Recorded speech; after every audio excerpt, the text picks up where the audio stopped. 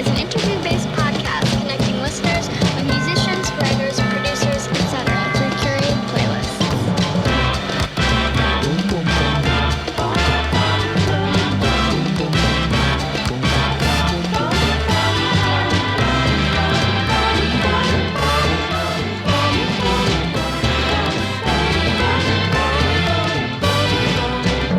This is Next in the Queue.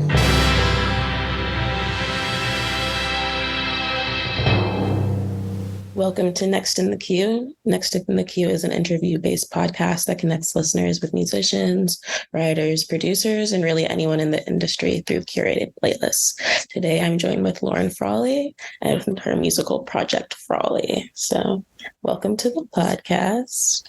Thank you. Thank you. Yeah, so you've been doing music for a while. When is your earliest memory of wanting to create or be involved with music? Yeah, I started music when it was the summer going into kindergarten. My mom enrolled me into a summer camp because she was working in the city at the time. And one of the first things that we would do, when we got to camp was sing. So my first day, I got there. I went up to the teacher and I was like, "Can I sing Mamma Mia?" And ever since then, I've just been in love with singing and music. I went home that day and I told my mom just how much I loved it. And the teacher, shout out to Miss Carol Kenny, she called my mom and she was like, "She's actually really good." So I continued to work with her until I was I want to say 13, 14 years old. And we're still very close. I text her and talk to her all the time. So that would have to be definitely my earliest memory. And that's really cool, too, to have someone like your teacher be very supportive. I think, especially when you're a young kid, it's that's when you need the most support. I mean, obviously it's helped you create your career from it. For sure. And that's something that I'm just so grateful for her for, because she just had a way with making kids feel just so confident and so she helped us believe in ourselves, which was so important, 5, 6 years old, to get up on a stage and sing, or to just sing in general. That's not easy to do, but she was just incredible at, instilling confidence in me and just so many other kids. Yeah. And I feel especially building a kid's confidence, because I think that's the main thing that helps anybody pursue what they want to. If you don't have support or a support system, then it kind of makes it harder for you to want to follow your dreams or whatever you want to do in life. 100%. Yeah. So what was it like experiencing virality at such a young age, especially in high school, having to keep up with classes and also doing all of the music that you were doing? Yeah. So before I'd ever gone viral, I remember uploading my first YouTube video, and it was a horrible quality video of me singing in a band. I had my own band at the time. I was 12 years old. And we were performing at a coffee shop, and I uploaded it to YouTube. And I remember just refreshing YouTube every single day to see the numbers go up. And I was oh my God, the second that this gets, 500 views, let's go, we're going to go and celebrate. Cause I thought 500 views was the craziest thing ever. And I remember getting 500 views and freaking out. And then, fast forward to high school, my freshman year. And also just the summer going into high school, starting to do covers and uploading them onto SoundCloud and just, I guess, posting on social media in general. My covers started taking off, and that was crazy, because I went from being so excited about 500 views, which I'm 99% sure now, thinking about it, like 480 of them were me refreshing the video. But no, it was really awesome. And I didn't really quite understand it. And to be honest, I don't think I still really understand like what it means and what it feels like to go viral. I know that sounds kind of strange, but I don't know. It's I can't describe it. It's awesome though. It's great. It's always awesome to see, people enjoying your work, and for it to connect with so many people, that it does take off in the way that my covers in high school did. Mm-hmm. And then you upload some to SoundCloud. I love in like SoundCloud's feature that like you can be listening to a song and comment as you're listening. So you can see like where people really like related to something, or like were really moved by a certain lyric. So that's like one of like the features that I love about using SoundCloud. Yes. Yeah. I love SoundCloud. As you're saying that, I'm thinking about it right now. I'm not even sure how I got into SoundCloud, because I don't think my sister kind of all like showed me the ropes for like everything in my life. Like, Apple Music, Spotify, like she just like taught me everything, but I don't ever recall her using SoundCloud. So I'm just like sitting here thinking like, how did I even get on there? Like, kind of crazy, but yeah, no, such a great platform. And I love that feature as well. Mm-hmm. And so now that a few years have passed, how has your songwriting process kind of evolved and changed? And can you attribute it to like any of the collaborations you've had? Anything like you've learned from someone that's really stuck with you? Yeah. I feel like my songwriting just is constantly changing and evolving. I try my best to constantly stay inspired, by reading, by talking to people, but mainly by collaborating with other people. That's a major thing for me. Even if it's, whether it's a writer, a producer, or another artist, just being in a room with another person that has a totally different like perspective than you is just like, you can't pay for that. Like that's all, I can't find the right word. It just helps. Like, it's just something that I add to my toolbox, because they come in with, like I said, a different perspective, a different way of approaching a song that maybe I wouldn't have thought of. Mm-hmm. And does that help you like in situations where you feel like you're stuck at a certain point in a song? Oh, for sure. I think like, especially in sessions, why I love to collaborate so much is because, you'll be writing a song and you have these, for me at least, like I have such strong emotions, and I'm very dramatic. And sometimes the emotions are like so strong that I'm like, I have so much that I want to say, and being able to kind of like bounce my ideas off of somebody else and reel it in and help, tune things up a bit. Like that's so valuable to me. Mm-hmm. Yeah. Especially I feel like, when you've written a song and you're especially like tied to it, it's good to have someone on the outside that's not as emotionally invested as you are. I mean, obviously they still care about it, but like they have, like we've been talking about, a different perspective that can help you see like, yeah, maybe this does sound better if I do it this way. Exactly. Okay. And so you released Crying You Out this year. What was like the anticipation like for its release? Yeah. I wrote Crying My Eyes Out when was that? A couple months. I feel like it was a couple months ago. From the time that I wrote it to the release, it was very, very soon. Like, and usually I'll write a song and, it'll kind of just sit there for a year and a half. So by the time the song is out, the feeling like, or the emotions that I had while writing the song have like totally like passed. Like I'm over the situation. So when I was releasing Crying My Eyes Out, I was still in the process of healing and, grieving that relationship that I had been in. And, it was, I fought really hard for that song as well. Because I know,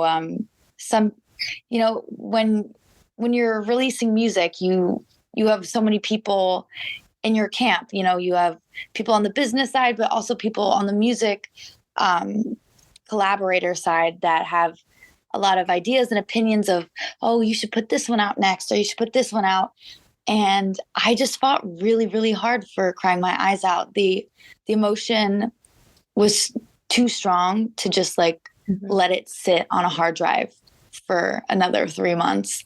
So I started teasing it on TikTok, and it started doing its thing, and we got it out there. How has TikTok, I feel like back when you went viral on SoundCloud, it's like a different landscape than like TikTok now, and using that platform essentially to help with songs that you've been releasing. How do you like using it, or do you dislike using TikTok? I love social media. I love social media, especially as an artist, because it's an easy way to reach, or potentially reach, like millions, or, in some cases, billions of people. So I'm a massive fan of it. Do I find it difficult at times? 100%. It's definitely, it's definitely a struggle at times, but that's because the algorithm is continuously changing, and it's just about kind of keeping up with it. But yeah, I love TikTok. I love what it's done for me so far, and my music, and just helping me get, reach people that I don't know if I would have been able to reach as quickly, and also just on TikTok, anything can just go. And which is the craziest and like the coolest thing ever, because we didn't have that, like even like 6 years ago, we didn't have that like type of instant virality. Yeah. Like I posted, like I think it was 2 or 3 weeks ago, I was just laying in bed and I made a filter, and I posted that filter to TikTok with my song, and I made like a really quick video like right before I left the house for the gym. And I was like, it doesn't matter. I don't really have makeup on. It's like a weird video.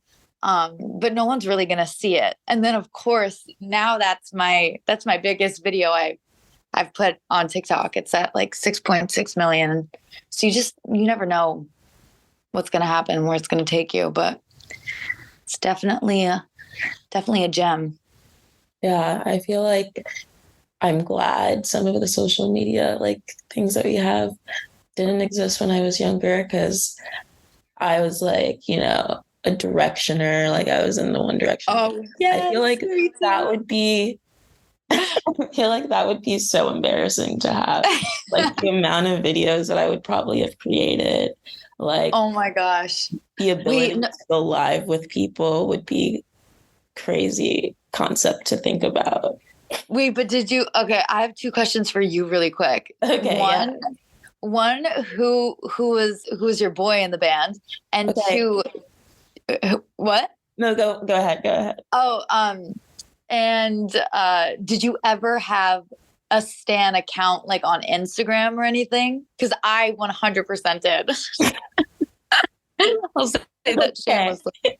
So I was a Niall girl, because I was like underdog. I love Niall. Like I remember, oh my goodness, I remember like Up All Night, where they released how many seconds of like solo time each member had, and then it was like Niall had like 1minute and 29 seconds of solo time, and everyone else had like 5 minutes. I was like, that's so sad.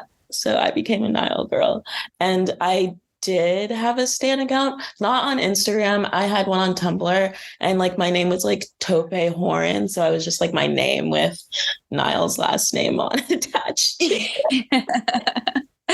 Oh my gosh, I love that. Yeah. No, Yeah. definitely Niall. That was my guy too. Love that. I actually met him a couple years ago, and I tried to play it so cool. I don't think I was cool at all, but I was like, "Hey, what's up? I'm Frawley. It's nice to meet you."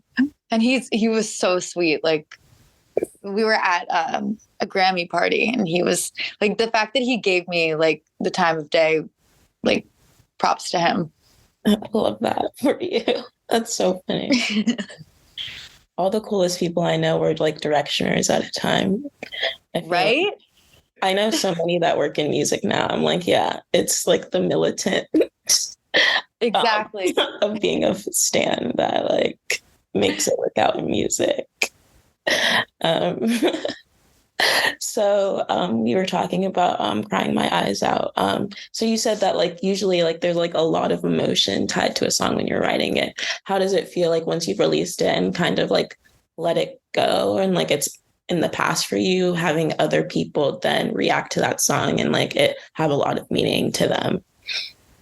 Yeah, it's crazy to like see the feedback once the song is out there, and like there is so much anxiety leading up to the actual release, because like you said, like once it's out there, it's no longer mine, and it's no longer just mine, you know? Mm-hmm. Like that story and that like vulnerability is like out in the world, and anybody can take it however they want. They can love it, they can hate it, they can relate to it, they can not.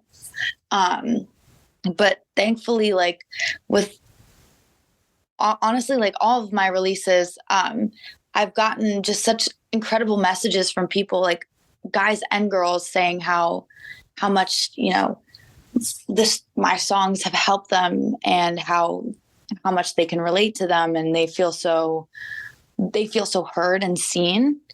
And I think sometimes I also forget that as, you know, a writer and just like a human being, that what I go through and what I write about is not like, it feels like I'm so alone and I'm the only one that could potentially be going through it.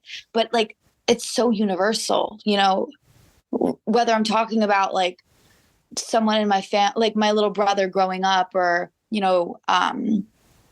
losing a friend, or, you know, heartbreak or breaking up with somebody. Like, it's so universal. And I think, I forget about that sometimes. So, you know, when people reach out post-release, like, I don't know, it makes me feel good. Yeah. It's like connecting you to like the human experience. Like, even though like, we all are different, we still experience like the same emotions and things like that. Yeah. So maybe your next single is Figure You Out, and yes. Can you tell us a little bit about it?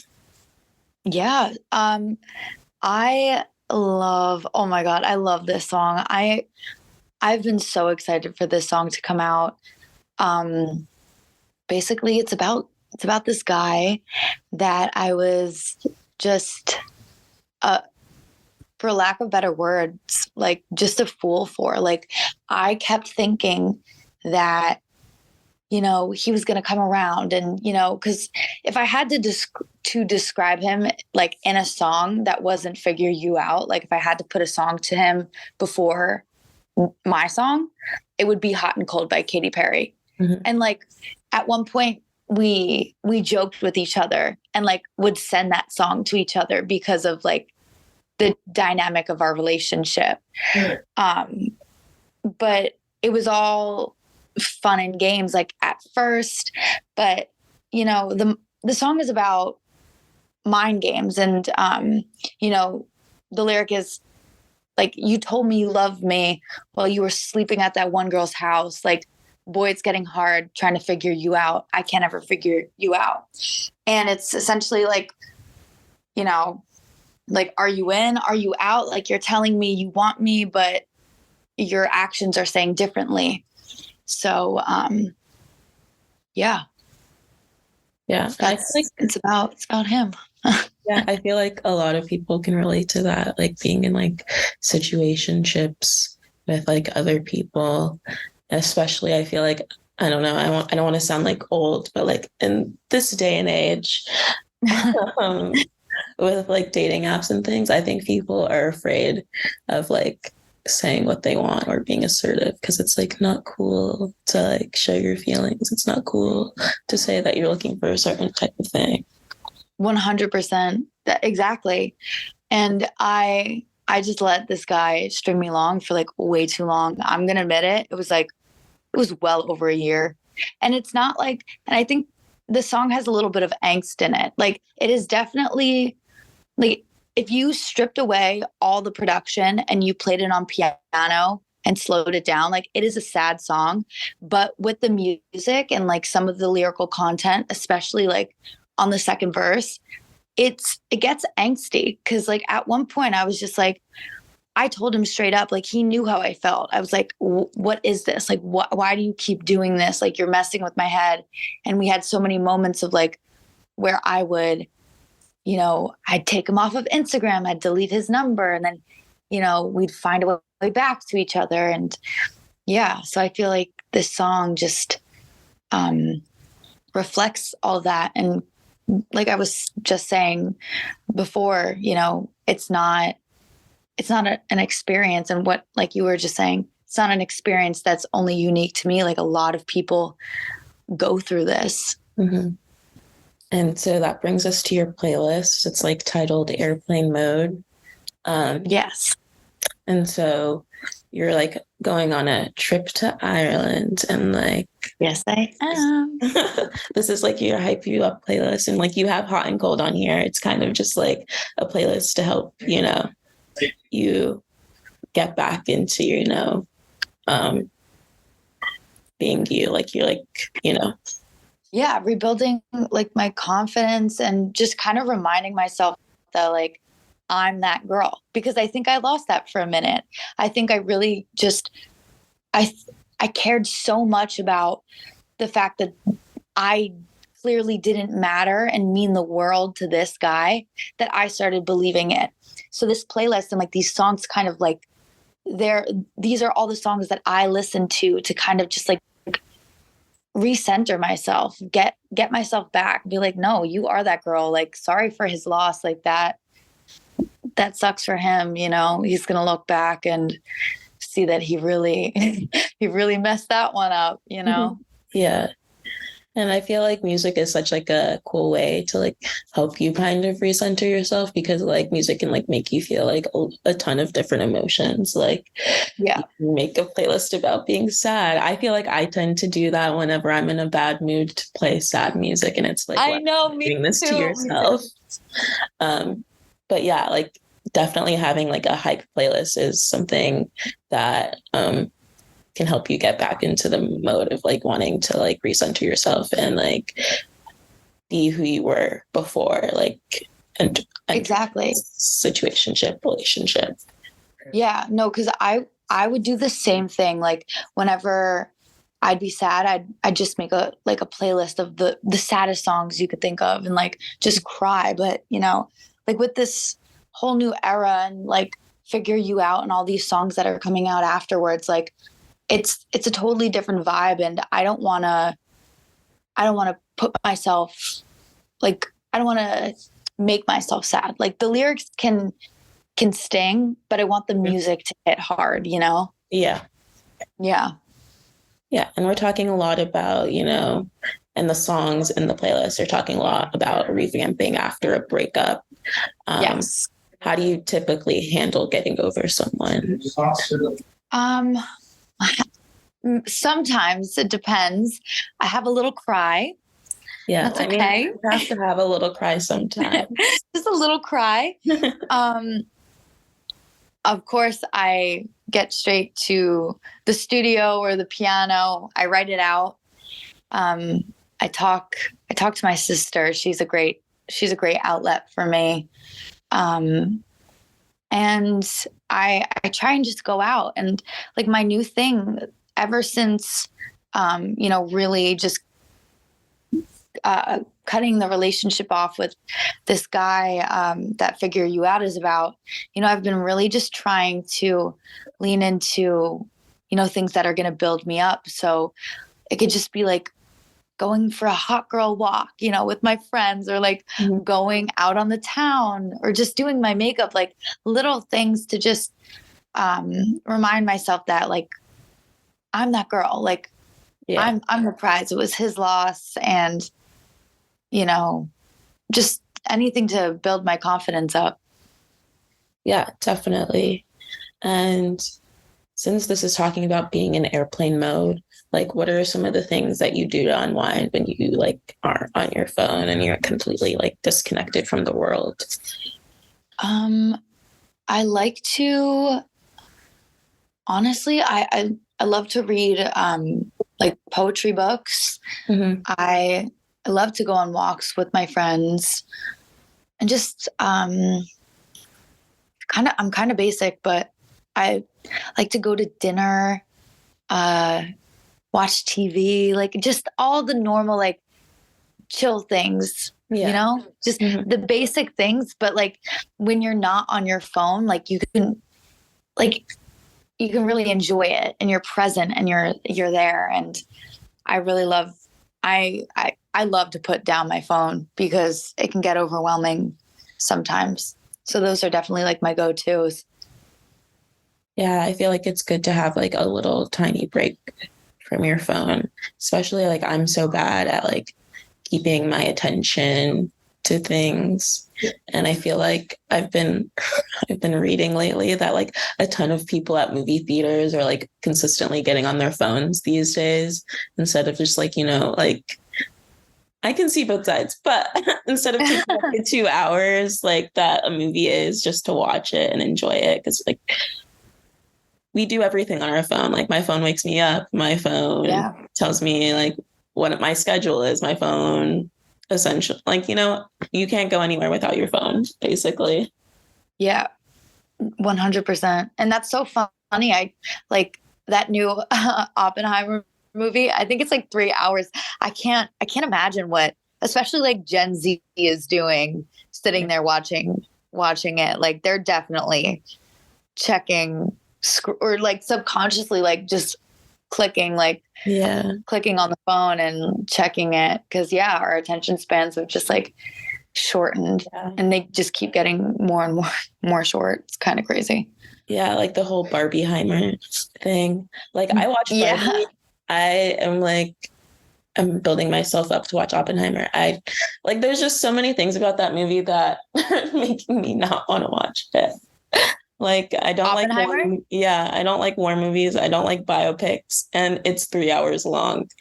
So it's gonna feel like it's like everything that you don't like in one movie. I'm dead. That's so funny because I'm the complete opposite. I haven't seen either movie, but and I heard like both are incredible. So I'm gonna definitely watch both. But I love a movie like Oppenheimer. Maybe not as long, but like those types of movies, I kind of geek out on. Oh yeah, I like anything to do with war. I'm like, I don't really want to watch this. You're like, I'm good. I'm good. So what are a couple of your favorite songs off of this playlist? Oh my God, they're all my favorite, but like I said, Hot and Cold, just because, it describes him to a T. And, I love that song, and listening to it back, like, although it reminds me of him, like I'm kind of reclaiming it as my own. And I'm like, it just makes me feel a certain way, in a good way though. Yeah. But I feel like the soundtrack to my summer and just life, honestly, in general, has been Don't Call Me Up by Mabel. I love that song. Honestly, if I could just like listen to one song for the rest of my life, it could definitely be that one, because just just such a vibe. Like I'll listen to that song while I'm like getting ready, you know, for a night out, or even just getting ready in the morning. It's just like you can't help but feel super good. And what else? My other song that I could definitely listen to for the rest of my life that's on the playlist is Rare by Selena Gomez. That song is so good. Just like reminds you that like I just love the lyric, like I'm rare. Like no one said that in a song, like use that word. And I thought that was just like so clever and so good. Mm-hmm. So this makes me feel good when I listen to it. So that playlist will be on repeat on the plane and when I'm in Ireland next week. Yeah, I love some of the picks in here, like potential breakup song, but the explicit version. I love that. Exactly. Yeah. I was Get the anchor out. To release that, and I was like, yes, this is what we needed. We needed this version. Yep. Okay, thank you so much for coming on the podcast. Like, it's been so much fun talking to you. Thank you so much. Yeah, is there anything that you want to plug? Any last words or anything? I have lots of new music coming for the rest of the year, and that's really it. Okay, Stay tuned for Figure You Out. Hey y'all, thanks so much for tuning into this week's episode of Next in the Queue. We'll see you next week.